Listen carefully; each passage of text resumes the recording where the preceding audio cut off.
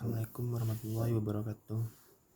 Perkenalkan, di sini saya Muhammad Irfan dengan NIM D1C023028 ingin menjelaskan tentang penerapan statistika dalam teknologi hasil pertanian. Baiklah, di sini saya akan menjelaskan tentang peranan pertanian bagi perekonomian bangsa. Dalam rangka pemantapan ketahanan pangan masyarakat, pemerintah Kabinet Indonesia Bersatu, pimpinan Presiden Susilo Bambang Yudhoyono atau SBY, membangun strategi revitalisasi pertanian yang merupakan salah satu dari strategi 3 jalur atau triple track strategi yang berasas pro-grow, pro-employment, dan pro-poor. Selengkapnya, ketiga jalur strategi itu adalah: 1. Peningkatan pertumbuhan ekonomi di atas 6,5% per tahun melalui percepatan investasi dan ekspor. 2. Pembenahan sektor real untuk mampu menyerap tambahan angkatan kerja dan menciptakan lapangan kerja baru. 3. Revitalisasi sektor pertanian dan pedesaan untuk berkontribusi pada pengentasan kemiskinan.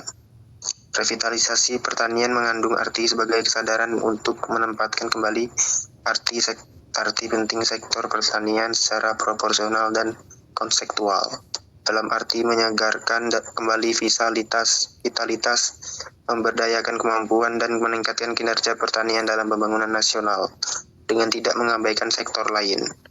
Pertanian merupakan salah satu sektor penting bagi perekonomian Indonesia, tidak hanya sebagai penyumbang devisa dan komponen pembentuk PDB nasional 14,43%. Namun lebih dari itu, pertanian adalah sumber pangan utama untuk kebutuhan masyarakat secara nasional dan sektor yang menyediakan lapangan pekerjaan bagi 40,8 juta penduduk Indonesia lebih dari 15 tahun.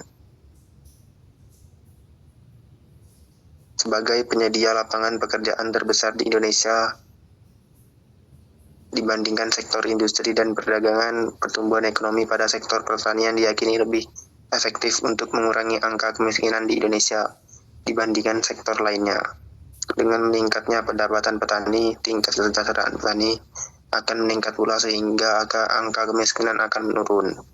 Pertanian juga berperan sebagai penyedia bahan baku untuk sektor ekonomi lainnya seperti industri dan perdagangan. Apabila hasil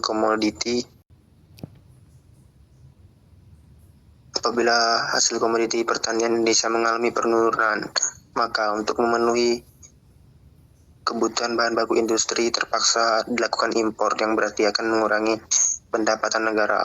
Melihat begitu urgen peranan sektor pertanian bagi perekonomian Indonesia, maka pemerintah seharusnya mensejajarkan posisi sektor pertanian dengan sektor ekonomi lainnya.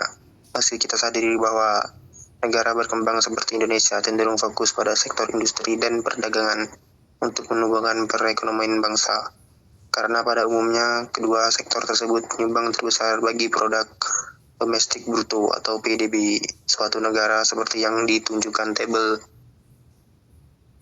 B. Kondisi pertanian di Indonesia.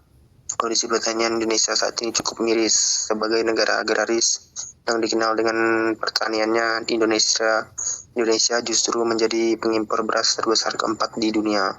Selain itu, Indonesia juga masih mengimpor kedelai dan jagung yang menjadi kebutuhan pokok sebagian besar rakyat Indonesia. Rendahnya produktivitas pertanian disebabkan oleh beberapa faktor, yaitu tingginya alih fungsi lahan ke non-sawah, serta banyaknya bencana alam dan anomali iklim, banjir, keringan, dan longsor yang terjadi pada wilayah produktif pertanian.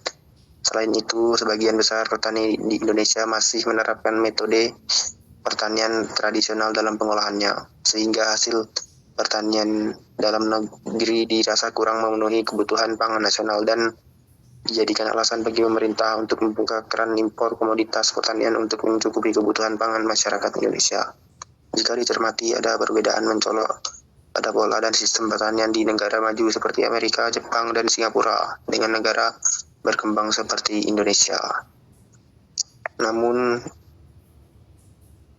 negara maju sudah menerapkan pertanian industrial dengan menerapkan teknologi terkini dalam sistem pertaniannya.